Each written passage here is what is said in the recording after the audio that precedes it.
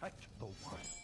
Your soul shall be Alright friends, we're back into game number 2 in just a few, or match number 2. Gonna be TheLaw versus GBRL, L3D, the Burgundian Swords with the one, the only Bloodspot V2. I won't say how are you, but game 1 or match 1, how do you think that went? It's a pretty exciting 1v1 matchup right there. Oh, for sure.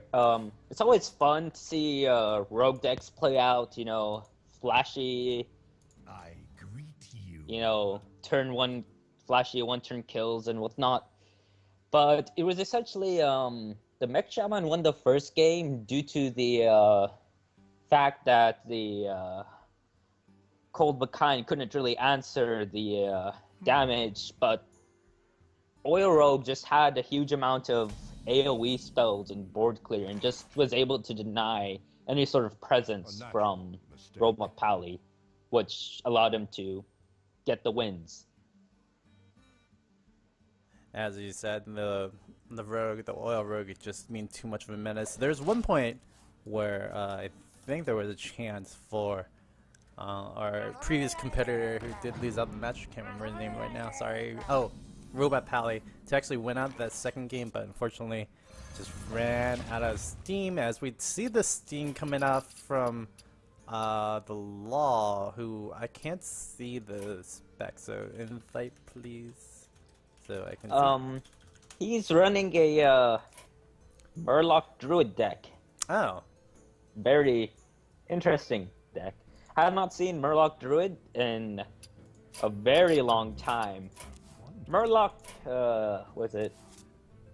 Murloc Warlock, which was shortened to Murloc, K at the end, was a very devastating deck way back in the day. This was before the Blood nerfs, when it would give +1 health to all minions on your side of the field.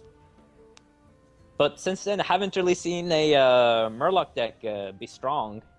But I'd like to see whether this deck can out-aggro the handlock that we're seeing from GBRL. Maybe a little bit of missequency right there. Murloc High Collar going to be brought down. But we did see the Grimsteel Oracle go first. So we'll see how TheLaw wants to keep on playing that one out. Like I said, it's going to be a handlocky kind of play coming up from GBRL, so Twilight Drake on turn 4. That's a beautiful play. Not a Mountain Giant, but something close to that. I'd like to see the Cold Light Oracle go down, because it'll make GBRL burn a card. Ooh, would have been a better trade, but we do see the Iron Beak Owl going to be coming out. Grimsteel Oracle, is that going to be traded in? It will be. And we do see some aggression coming out from TheLaw. I like that the Cold Light Oracle was going to be played in. Could still do it right now. 3, 6, 7, 8. Yeah, he could burn a card right there. And I don't think he has another play to really do anything else. But the Sludge Belcher are going to be able to slow him down. However, with the attack buff from the Murloc Tidecaller, once he summons the Cold Light, it'll be able to deal with the first half of the Sludge Belcher. Ooh. Gonna actually go up in another way to try to clear this one out. I don't think he wants to give his opponent more cards. No, he is. He's just wanted to preserve some more life off of the Murloc High Collar. It's been so long since I've seen Murlocs before. I'm so sorry if I had to hover over their names because, oh my gosh. Last time I saw Murlocs was when Warlocks were playing Murlocs, and that was just not fun. And wow. You see the Hellfire in hand, but Explosive Sheep going to go down. Might seem that TheLaw doesn't, or that GBRL doesn't have any answers. Little does he know, there's a Hellfire about to come out. I'd have liked to see the Mountain Giant Ancient Watcher play, and then coin out the Sunfury Protector. That way he can have, the 8/8 and the 4/5 just protecting his health. And since Druid has a really hard time just dealing with creatures, unless he has a BGH in the next draw, that Mountain Giant is going to be a very difficult creature for the TheLaw to deal with. The shouldn't be answering my chat. Sorry about that, guys. But yeah, you're right. He doesn't have any more silences in play, so Keeper of the Druid, or sorry, Keeper of the Grove couldn't be able to be played. But he has a pretty buff 7/4 that's gonna be traded, and sad to see little Billy, or one of the Billies, go down from there. Mega Billy. Mega Billy, if you want to call it that. And actually, he's going to trade pretty efficiently with this board. At least clear it out. But TheLaw is almost out of answers. GBRL, I mean, all he has to do is just swoop in and get the kill. And it's looking like it's going to be his game. But we'll see. Something could happen. Hellfire. Here I'd like to see a tap, since TheLaw is out of cards, so he also has the anti-heal bot in hand, so he doesn't really have to worry from any imminent threat. As you see the Goldshire footbed coming off the top deck from TheLaw. It's only a matter of time for GBRL possibly to get this one, especially with the Molten Giant going to be Snap Blade. Anti-heal bot going to be able to heal out, and maybe a tap to just keep on cycling, or yeah. Yeah, I tap. In handlock, you always want to tap. Even That's when like you're at 2 health. I'm joking, of course. I'm joking, of course, don't worry. But no, I do agree. You want to cycle your deck to just get through it more quickly. Is that correct? Yeah, it's like basically with handlock, what you want to do is tap first, then do everything else afterwards.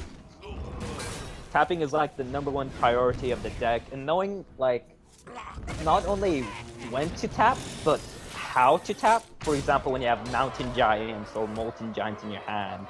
Like for example, a trick with the Mountain Giants is that the least mana that you could play them for is 3.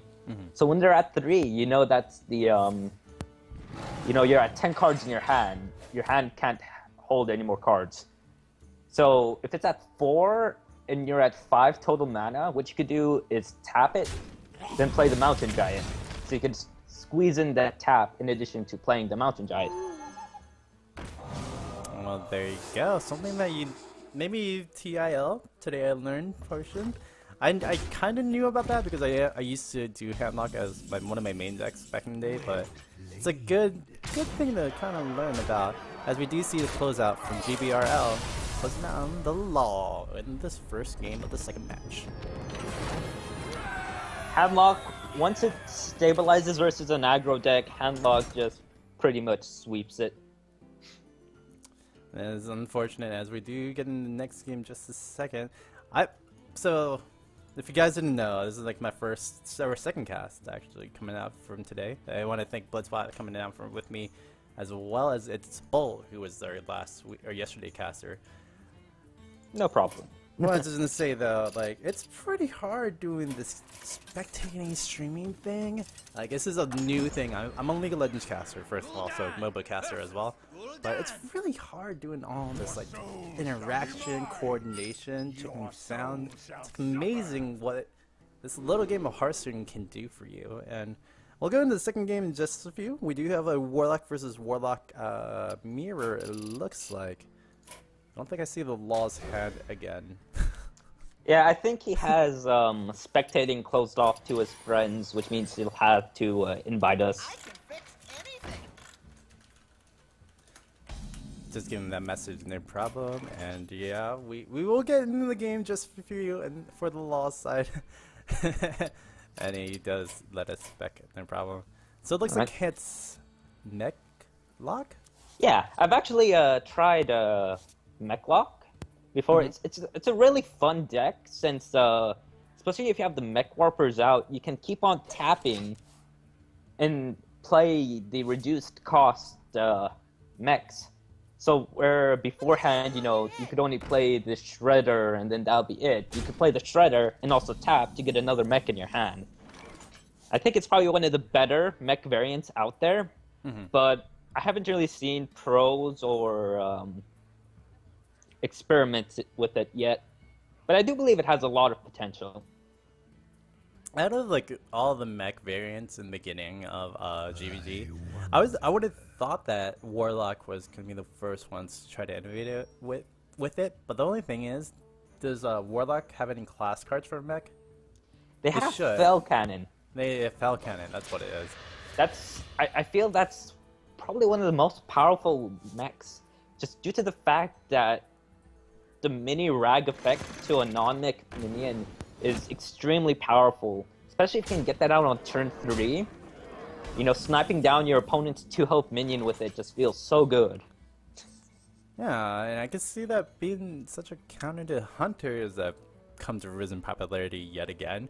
So maybe it's something. Although Oil Rogue would probably just demolish that. So that'd be kind of scary to play against, but it's a good brew idea. Maybe somebody wants to try that. Maybe TheLaw has found something that we haven't really talked about before. On the other hand, GBRL playing the handlock yet again has a sticky situation. You can't coin in Mountain Giant, guys. Just for you guys to notice that. People have done that before. You're gonna see the Dark Bomb go off on the Nitro Look at though, and probably just gonna play the Mountain Giant next turn. Or one of the two 4 costs. Yep. He could have also coined out the Twilight Drake, since he has the Sun Fury Protector. So he'll have that 4/7, I presume, taunted up, which will allow him to basically stave off all this aggression unless TheLaw had a owl in his hand. Well, he can definitely taunt up something this turn, but oh, he's going to go the other way. It's looking like, oh, he saves that off. He can do the Molten Giant and coin some Fairy Protector this turn if need be. What he can do is, since the Molten Giant is such a low mana cost, he could tap, play the Molten Giant for 1 mana, then coin out the Sun Fury, which will allow him to basically stay at a relatively high amount of life, but still have that 8/8 taunter. Would you go down to 11 off of the board though? You don't really know what's really in the hand of TheLaw though? I don't know. It's kind of scary, but I guess that's a good point. You could have gone cycle out 1 more card, probably even play a Mountain Giant on next turn, which would be the case, or wouldn't be the case, but he would be close to playing that Mountain Giant faster. Do you see the Shadowfly going off on the 1 cost right over there, and probably just trade in from the Fell Imp, actually getting me off the Murloc and just gonna get 2 more damage, so I guess it was the safer play, like you said, and he could have really had that Sludge Belcher 1 turn earlier. Yep. Sludge Belcher is the best play, you know, just staving off the aggression. Trying to equalize board, like, I mean, that's pretty much what you do against aggressive decks. I mean, I was gonna say, aggressive decks slash the ladder. We'll go back to this a little bit more, so later on in games and such. But what do you think? What's the best way to climb ladder per se, Blitzcrank? I really like mid-range decks with a lot of anti-aggro cards teched in. So, for example, like I was playing with a Mech Mage variant last night, and I got a 5-win streak with it. And I was basically subbed a bit of the Cogmasters out for like Sylvanas and Sneeds. Well, people might be listening to this and probably go, wait, I don't have those cards. But like Water Elementals and just, you know, Arcane Intellects. Stuff so that when it goes to like turn 8, turn 9, your hand just isn't empty and you're relying on top decks to win the game. Although you don't have like the strongest of late game, your mid game control slash your the board presence should be immense by then, like you're saying right there. Yep, you still have the Mech Warpers, you still have, you know, Spider Tanks and whatnot. But you just sacrifice a little bit of that early game just so you can have that, as you said, way better mid game. There you go. And GBRL are going to trade into the Mechanical Yeti. Going to pick up a Rusty Horn. That is quite huge, per se. Hellfire coming up from TheLaw, though, and Mortal Co. going to take down this pretty impressive Twilight Drake. So GBRL, it's going to be out of answers for now.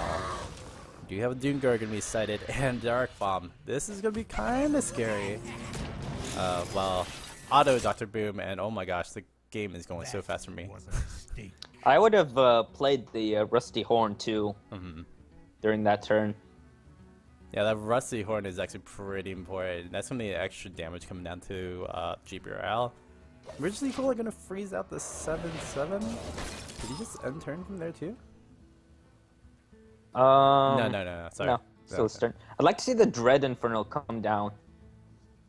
Ooh, I mean, he did freeze out the 7/7. You're correct on that point.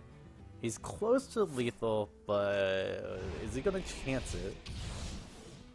Oh, I guess he's just hoping to draw a Soulfire or another Dark Bomb.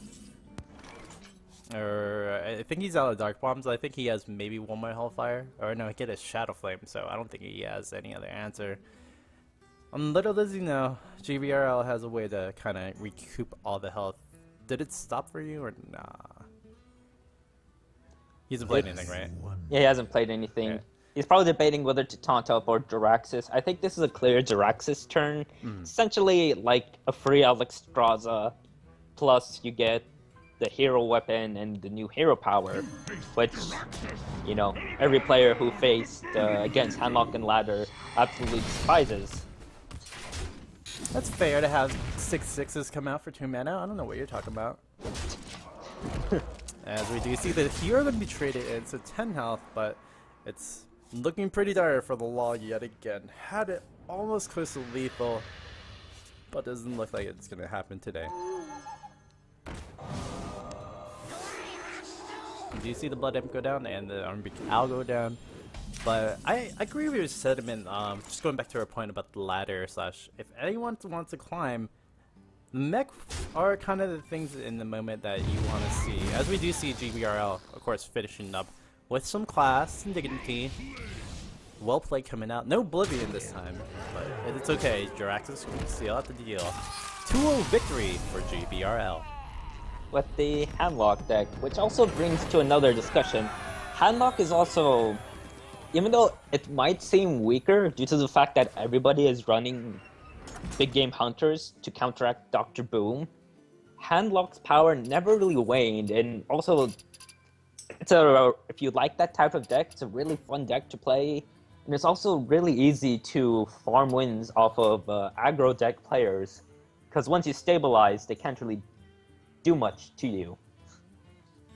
Especially if you run the variant with the 2 anti-heal bots and like a Earthen Ring Farseer in it too. You just have so much heal that they can't really finish you off. I do agree. The what is it? Joey SC2 slash Aventus Joey plays quite a bit of Handlock. I think he's like a 16-time Legend player with just Handlock alone. Maybe put some Rogue in there, play some Mage or so. Some stuff as well, but he has dedicated his life to teching and making sure Handlock is pretty much up there every time. It's not as great as it used to be, at least in tier list from Tempo Storm, but I agree, it's still very solid and it's a very secure way of winning, albeit a little bit more expensive. I was going back to the point though for the mid-range stuff. Free to play. It's not really talked about anymore because we do have the new set of Goblins versus Gnomes, but I feel like the mech kind of expansion on top of some mid-range cards could really be a free-to-play way. Do you agree with that? Oh yeah, since like the core of mech decks is like all common cards, it's really easy to acquire them, whether through packs or just simply crafting them. So I feel like for like good ladder decks, GBG really brought down the cost of making one. Although you could just play Hunter or not really Zulok, probably just Hunter, and that could work too. But I'll be aside. Actually, Zulok is in a very interesting position right now. Like, I've been seeing a lot of lists. You know, you take out the Undertaker, but you put in stuff like Abusives and Shattered Sun Clerics and Dark Iron Dwarves. And with that deck, you could finish off your opponent very quickly. because you just have a lot of burst in there. So instead of revolving around the death rattles, you have these battle cry sort of minions that grant temporary or permanent stats to your minions. Yeah, and with those stats, you can go ahead and go aggressive to the face into your opponent, as maybe somebody in the ESL Legendary Series is doing right now, Mr. Chalkster, who I'm supporting. Although I'm not #DigWin. I'm not saying anything about the results. Just #DigWin, like you just said. And as we kind of close out, if you want to still get into the matches, definitely check out the High School Star League website. Like I just said before, HSLStarLeague.com. Again, this has been sponsored by Rocket, MSI, Twitch, Newegg, Jinx, and Blizzard. So shout out to them if you can visit, peruse, maybe watch some Twitch streams, buy some Newegg stuff and Jinx, and well, support Blizzard. That'd be very awesome. Also, Rocket and MSI, you can buy their stuff too. Other than that, thanks again from the broadcasting crew at L3RD, and Blitzbot V2. Sorry, I'm just stumbling on words right now. Blitzbot, thanks for coming by. Where can we find you online? I'm on Twitter at BlitzbotV2. I'm also you could say a Twitch personality, BlitzCrankbotV2. Haven't really streamed yet since my computer can't really handle it, but I am looking into getting more into casting and sort of just getting my name out there. Definitely. You will see him quite a bit in a lot of channels, and it was a treat to actually cast with you, sir, so I appreciate it. No problem. It was good casting with you too. Of course, sir, and I will see you in a little bit, per se. Anywho, thanks again for watching. Has been L3RD. Gonna be closing out the day. We're gonna be getting the League of Legends action in about 30 minutes from now, so the stream won't be up anytime soon. But I appreciate any questions, concerns, or whatever about the Hearthstone stuff coming up. We'll be, I guess, streaming next week, but I don't know the certain plans for this at the moment. But we do appreciate all the viewership, and spread the word about the High School Star League, and especially the Hearthstone portion that's starting up pretty soon. I think this season is already at its way. You can finally check me out finally on twitter.com/L3IRD or facebook.com/L3IRD Gaming. But from me to you, you to me, and for everybody else to see, it has been L3RD. Going to be signing out this HSL Shotcast.